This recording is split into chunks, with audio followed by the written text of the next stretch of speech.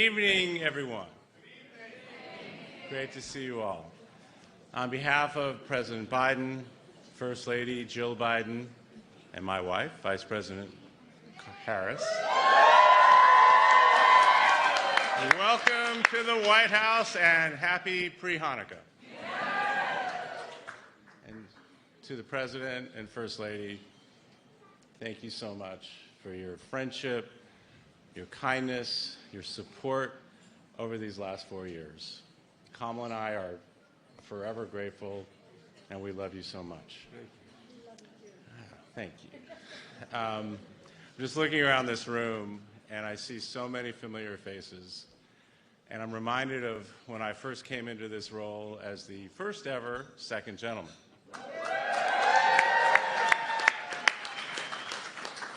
And many of you have heard me say this before. Now, I thought being the first man ever in this role was going to be a pretty big deal. And it was.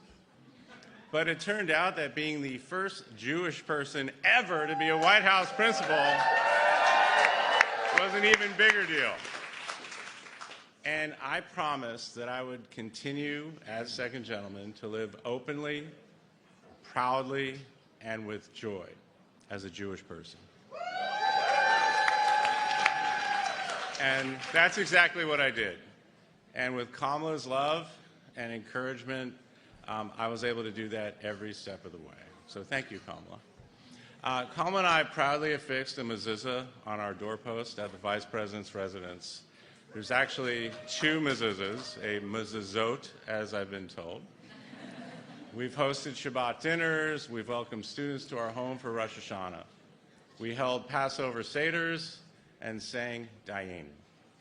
And every Hanukkah, we light our menorah and place it in the window for the entire world to see. And this year, we're going to do it again. And this year, as we prepared to leave a legacy of our time at the Vice President's residence, we planted a pomegranate tree.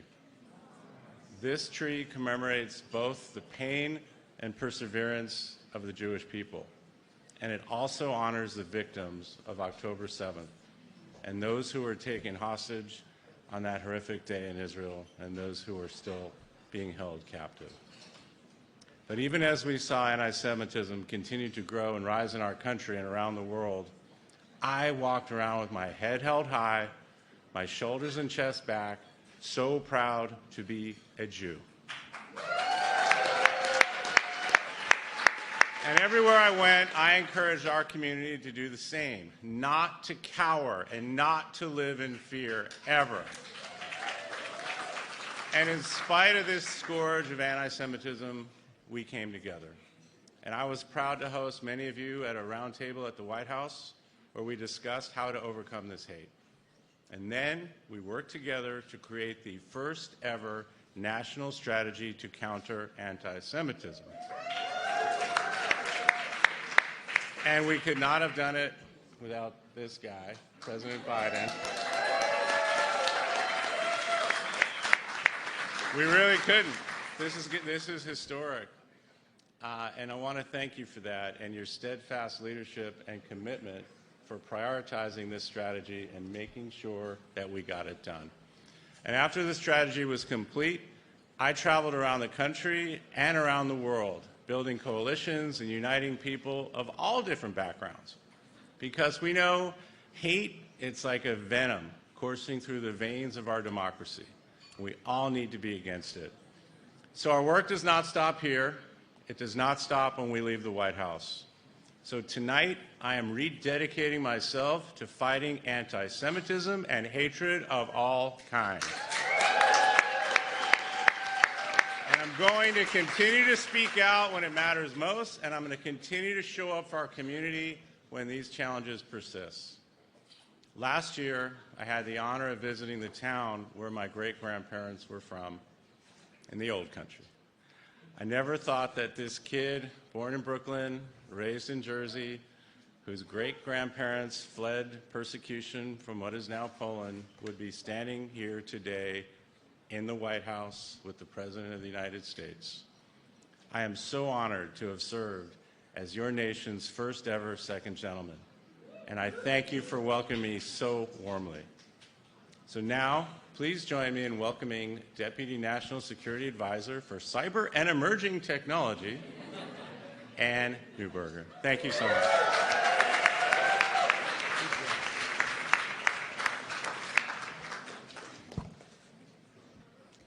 Good evening, everyone. As we gather here in the White House to honor Hanukkah, I think about the power of this moment, telling the story of God's miracles and the faith Jews have held onto for centuries. The power of miracles that have brought each of us here.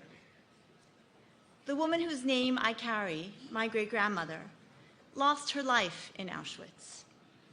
My grandmother survived and bore her number from Auschwitz on her arm and in her heart.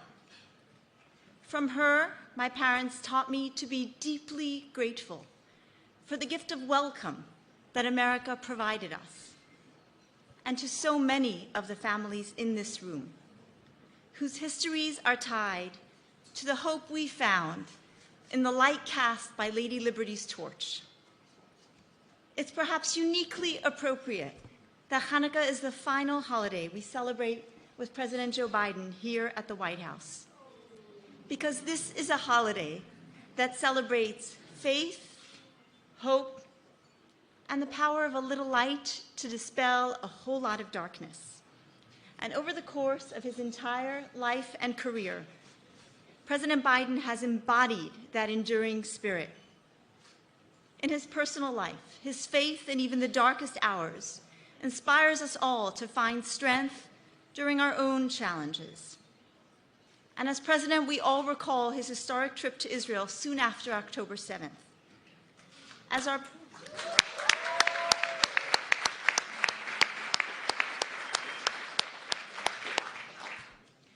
our people reeled from pain, President Joe Biden came to pay a Shiva call.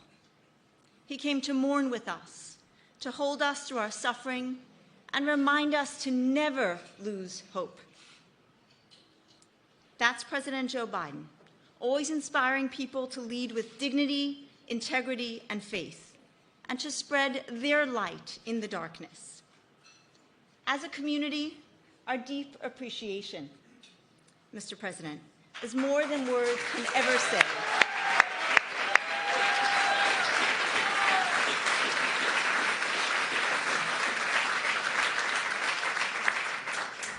And I personally feel so blessed and grateful to be among the countless lives you've touched.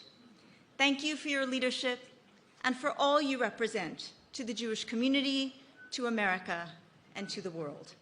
Ladies and gentlemen, please welcome the President of the United States.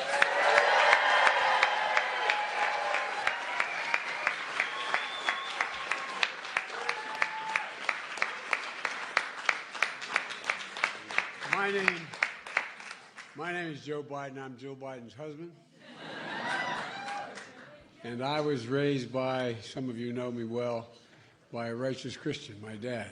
My dad used to come home and rail against the fact that we didn't let the ship in after Auschwitz. We didn't bomb the railroad tracks, etc. And my dad would always talk about our obligations.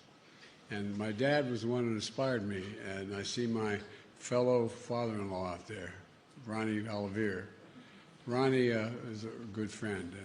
And what happened was that my dad always thought that we had an obligation to step up and talk about what happened. And he inspired me to take every one of my children and grandchildren when they reached the age of 14. The first trip in an aircraft overseas was to Auschwitz, to the camp, that I wanted them to see what it was like. I wanted them to see that no one could have misunderstood what was going on in those camps. And so they toured the camps. They toured them, so I wanted them to know that you couldn't pretend it didn't happen, and it should never happen again. And so I learned a long time ago, you don't have to be a Jew to be a Zionist. I'm a Zionist.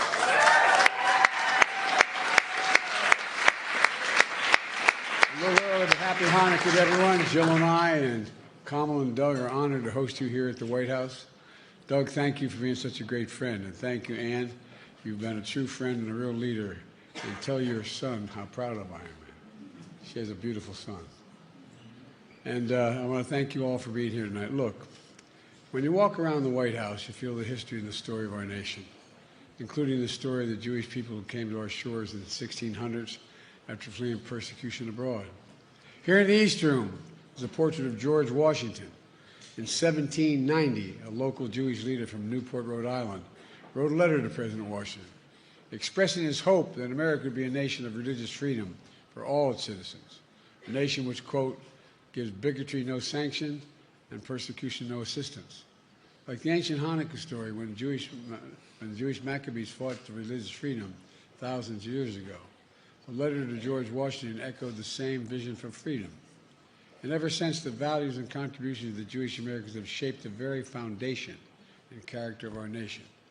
That's why 2 years ago, Jill and I displayed the first ever permanent White House menorah, made of the original wood from the White House building. We displayed it again tonight to make clear that history and vibrancy of the Jewish life is woven into the fabric of America, every aspect of it. And it's permanent. It's permanent. But I know this year's Hanukkah falls on the hearts that are still very heavy. It's the second Hanukkah since the horrors of October 7th. Over 1,000 slaughtered, hundreds taken hostage, unspeakable sexual violence, and so much more. The trauma of that day and its aftermath is still raw and ongoing. I've gotten over 100 hostages out, and I will not stop till I get every single one of them home.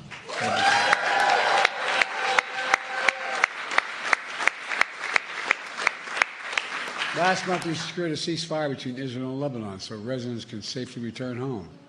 I've said many times before, my commitment to the safety of the Jewish people and security of Israel and its right to exist as an independent nation state remains ironclad.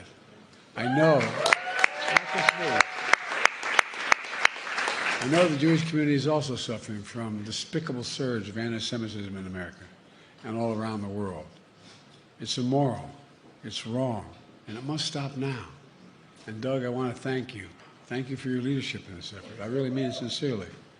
And I know it's hard to find hope while carrying so much sorrow. But from my perspective, the Jewish people have always embodied the duality of pain and joy. You know, the late Rabbi Jonathan Sacks said, "A people that can walk through a valley of shadow of death and still rejoice is a people that cannot be defeated by any force of fear." Any force of fear. That resilience and that capacity to find faith and joy despite centuries of persecution and pain is your light. Like the light of miracles throughout the Jewish history, from the menorah oil lasting 8 days to the miracle of Israel itself. Look, let me close with this. Throughout my life, rabbis, Jewish friends, colleagues have always been there for me and my family when we've gone through very tough times. And I mean it sincerely. Been there on our doorstep, in our home, with us. They taught us so much about the optimistic spirit of the Jewish people. Above all, they taught me one thing: we can never lose hope. Hope, hope, hope. I've seen the power of that hope in my own life and the life of our nation. Next week, you'll light the 8 candles on your menorahs. My final Hanukkah message to you is this: as president, this is to hold on to that hope. Shine your light. Shine the light of optimism. And above all, keep the faith. Keep the faith. May God bless you. Happy Hanukkah. And now I turn it over to Rabbi Cosgrove.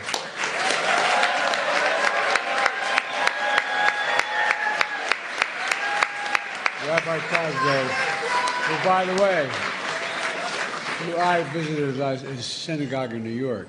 He was so nice to me afterward, too. Rabbi, it's all yours, kid. Go get him.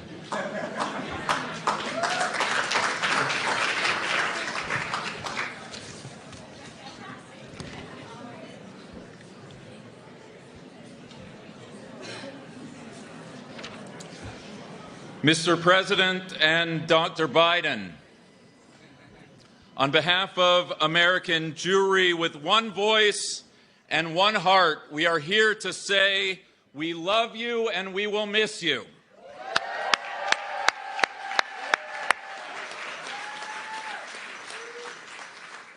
We love you for your lifelong friendship with and support for the Jewish people, the lessons taught to you by your father of blessed memory on the price of inaction, and the lessons you have taught us all on the perils of indifference.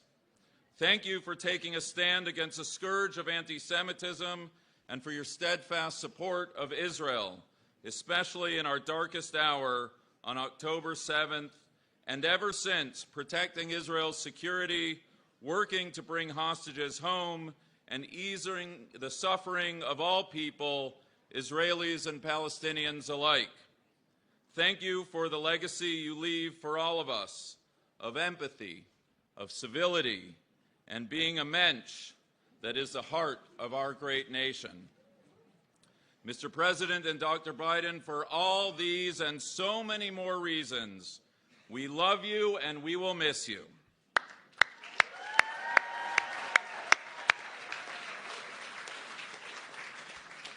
Tonight, we celebrate Hanukkah by kindling the lights of the menorah.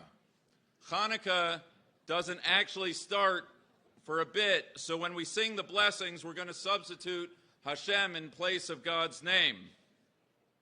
Hanukkah tells a story of our Maccabee ancestors who, upon entering the temple that was destroyed by the Greeks, found a single cruse of oil, enough for just one night, and it miraculously lasted for 8.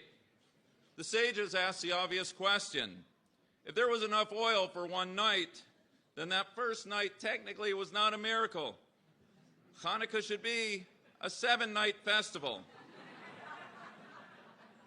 And while explanations abound for the miracle of the first night, the one that I believe speaks most urgently to this moment is that upon entering the ruins of the temple, one imagines that our ancestors asked themselves, how can we possibly get through this darkness? And yet, they did not give in to despair.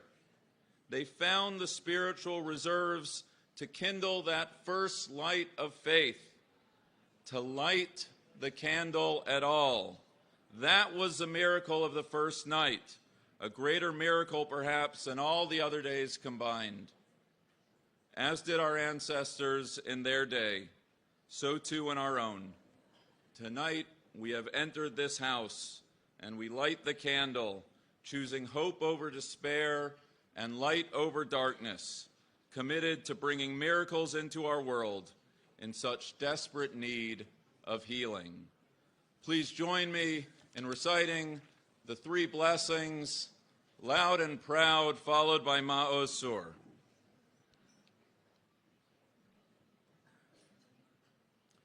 Baruch atah Adoshem Elohim.